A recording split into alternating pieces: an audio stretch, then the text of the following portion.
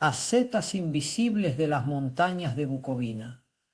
Primera parte. Escalando las montañas Yumalao. La vida eremítica ha sido históricamente muy popular en Rumania. En todas las épocas, los densos bosques de las prácticamente inaccesibles montañas Cárpatos han estado llenos de celdas de ermitaños. Había especialmente muchas alrededor de los monasterios, donde los ermitaños eran muy estimados y siempre apoyados. Siguiendo la antigua tradición, los monjes a menudo dejaban sus monasterios y se retiraban por un tiempo para una intensa oración en lugares desiertos donde tenían sus propias celdas secretas. La mayoría de los anacoretas luchaban en el monte Sealau.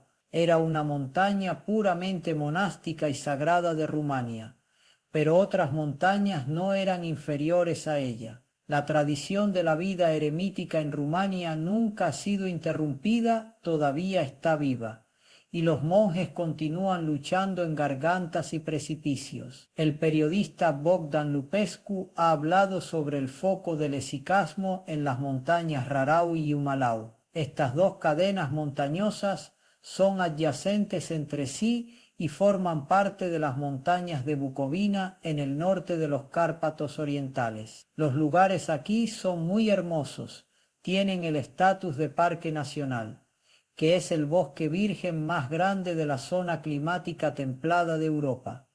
El ermitaño Zosima murió no hace mucho tiempo, en octubre de 2008 a la edad de 129 años. Un hombre llamado Ioan Barón lo enterró en secreto en un lugar elevado. El hermano Ioan, como se le llama aquí, es una de las pocas personas que conoció personalmente a estos esicastas de las montañas rodeados por un halo de santidad, que los vio y escuchó y a quienes se les permite acercarse a sus ermitas forestales.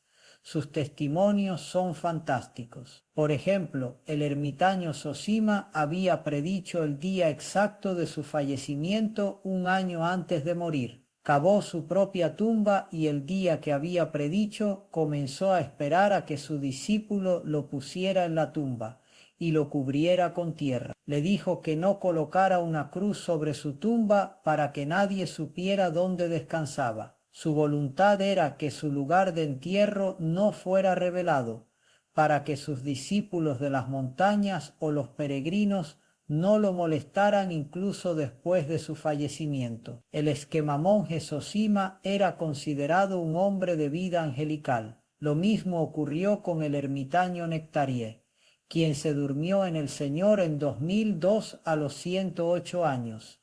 Había llamado al mismo hermano Ioan con anticipación para que viniera el mismo día en que había designado para morir. Su rostro había estado radiante y sereno antes de acostarse en la tumba que acababa de cavar con sus propias manos. Había más de ellos. Muchos otros anacoretas de estas montañas de Bucovina, fuertes en espíritu, no querían que nada terrenal quedara después de ellos, excepto sus oraciones. Los bosques de Rarau y Yumalau están llenos de tales tumbas desconocidas de ascetas que llegaron a conocer a Dios o incluso se convirtieron en santos. Pero no solo ellos, también hay muchos esicastas vivos y muchos de ellos son jóvenes que llevan vidas ascéticas austeras en cuevas, bajo tierra, incluso en el terriblemente frío comienzo del año 2012. Tantos ermitaños y solo en una montaña. ¿Quién podría haber imaginado esto? Hoy en día nadie sabe dónde está la tumba del esicasta Zosima, ni siquiera aquellos de sus pocos discípulos que viven ocultos en los bosques circundantes. Es una tumba sobre la que podrías pisar fácilmente mientras recoges fresas o setas en algunos barrancos remotos. Solo una persona conoce la ubicación de estas tumbas. Él solo conoce casi todos los lugares habitados por los ermitaños invisibles del monte Rarau. Este es Ioan Barón, quien por su vida tranquila y devota pasó muchos años en soledad de acuerdo con todas las reglas del ascetismo cristiano. Recibió de los padres confesores de estos ermitaños e incluso de la Iglesia Ortodoxa Rumana la bendición para visitar a muchos de los esquemamonjes, ayudarlos y a veces llevarles algo de comida a sus escondites secretos. Una sola persona, el único vínculo con el mundo de los ermitaños en estas montañas del norte de Bucovina, es el hermano Ioan Barón, a quien los monjes de los monasterios circundantes llaman el protector de los ermitaños. En Campulum moldovenés, una ciudad cubierta de escarcha y nieve al pie de las montañas Rarau, a nadie le importa que algunos esicastas excéntricos todavía vivan allí,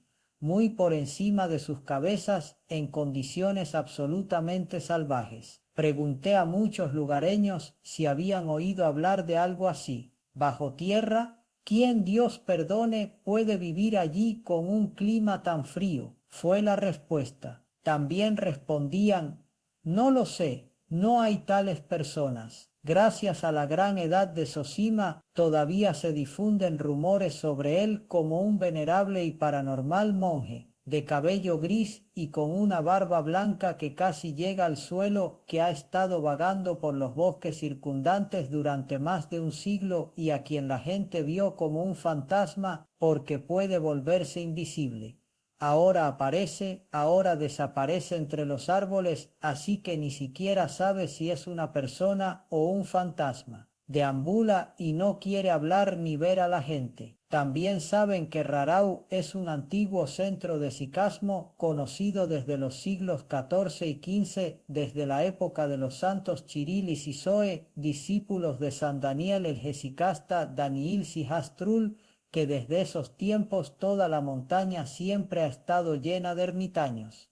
Pero hoy, ahora mismo, en las montañas Rarau, hoy cuando se está construyendo una carretera europea hacia una enorme pista de esquí en la montaña, la más grande del país, de más de 3 millas de largo, cuando el bosque Rarau ha sido talado y es visitado por muchos turistas. Los residentes de Campulum moldovenés son personas prósperas, tienen supermercados como en la capital, van a buenos restaurantes, asisten a gimnasios, saunas y piscinas cubiertas. Muchos trabajan en el extranjero solo 6 meses al año. ¿A quién le importa lo que está sucediendo allí en esos oscuros bosques? Pero afortunadamente había un residente local, mi buen amigo Nicolai Urniuk, un creyente y un hombre modesto, amante de la soledad, que durante décadas caminó por las montañas alrededor de la ciudad en busca de tesoros enterrados bajo tierra, recopilando historias de ancianos. Eso es lo que es hoy un coleccionista de tesoros con un detector de metales en sus manos, caminando por las montañas. Esto le sucedió no hace mucho. Fue atrapado por una terrible tormenta en las montañas Rarau. Cuando se dio cuenta de que estaba perdido, de repente alguien le puso una mano en el hombro. ¿Cómo podría haber llegado allí otro ser humano? Apareció de repente, como si hubiera salido de la tierra, dijo, justo detrás de él. El hombre le hizo señas para que lo siguiera, lo llevó a través de la tormenta a una pequeña casa solitaria en el bosque,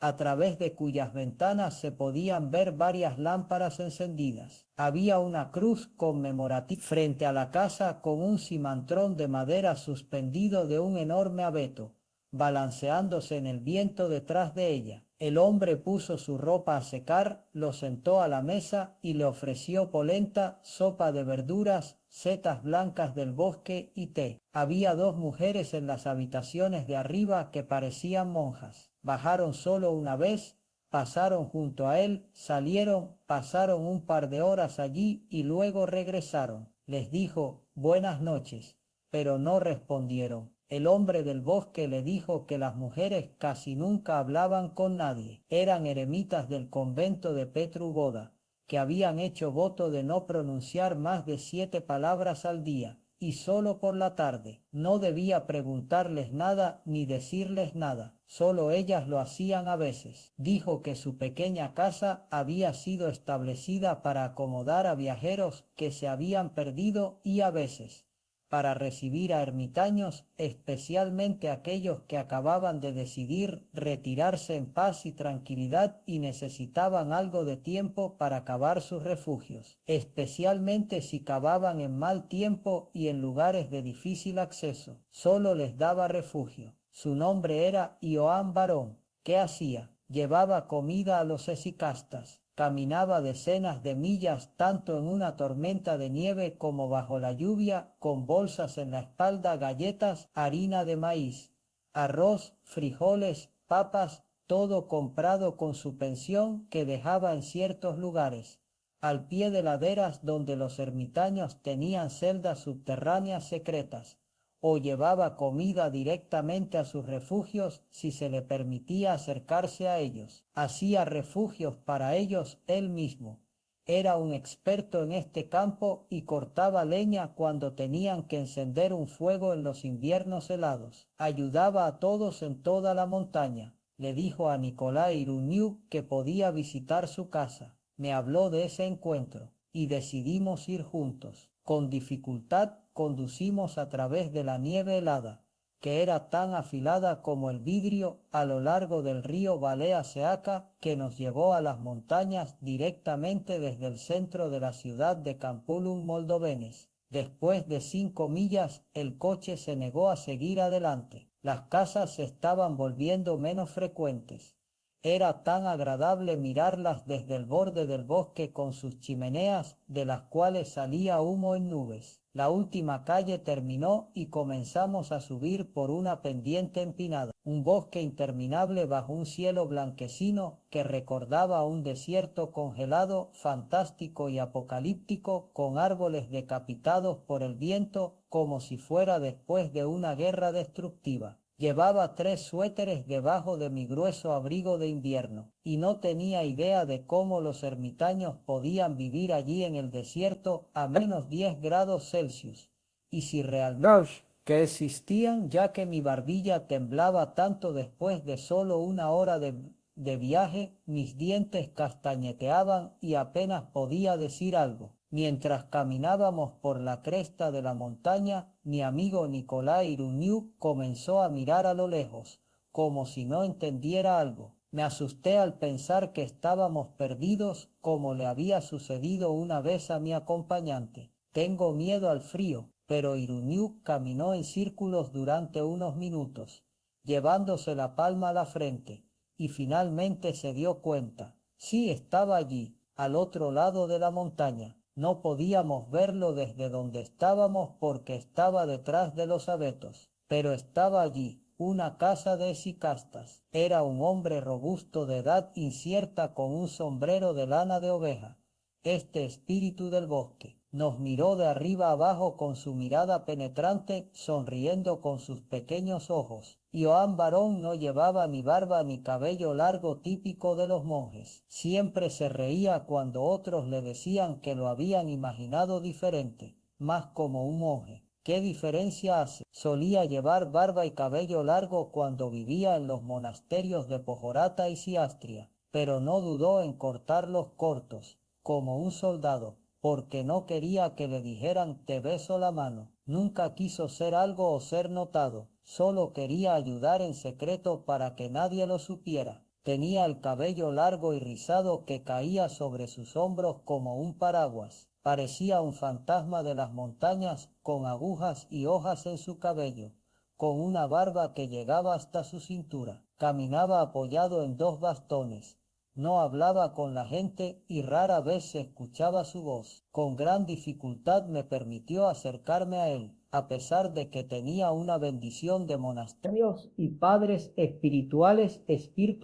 Siempre estaba descalzo, apenas necesitaba comida, y la comida que le traía generalmente quedaba intacta. Comencé a hablar con él. Varias veces incluso me invitó a su celda. Estaba muy lejos. Creo que con su aguda vista había logrado encontrar el lugar más inaccesible de toda la montaña. En invierno solo se podía llegar en helicóptero. Sin embargo, realmente no se me permite decir lo que te he contado. Pasé muchas noches con él, porque solo hablaba de noche. Tantas palabras espirituales, Tantas palabras edificantes, pero no me gustaría hablar de eso. Estas palabras son tan poderosas que es muy fácil malinterpretarlas. ¿Quién soy yo, un ignorante, para permitirme pronunciar sus palabras? Solo realizaba obediencias, me enviaban o llamaban a algún lugar. Solo te diré que predijo eventos muy significativos para Rumania y para todo el mundo. ¿Cómo sabía todo esto, si no dejó esta montaña en más de 100 años? Dejó aquí a algunos discípulos. Conozco a 2 de ellos, un hesicasta llamado Kalinic y otro, pero no podré llevarte a sus refugios este invierno. Hay una cruz de piedra blanca y alta en el pico más alto de Yumalao. En un nicho rectangular tallado en esta cruz se pueden ver varias velas, una botella de aceite, una caja de fósforos, siempre secos y una lámpara de icono. Escrito en una piedra blanca cercana están las palabras: no tomes aceite de la lámpara del icono, ni fósforos. Los santos ermitaños se reúnen aquí y oran por nosotros. Este es de hecho su lugar de encuentro. Solo unos pocos días al año los hesicastas ascienden a esta cruz desde sus escondites y oran juntos. Se paran allí uno al lado del otro, bajo la cruz. Tal vez canten. A veces se les puede ver con binoculares a través de la neblina desde Mestecanis, otro pico. Continuará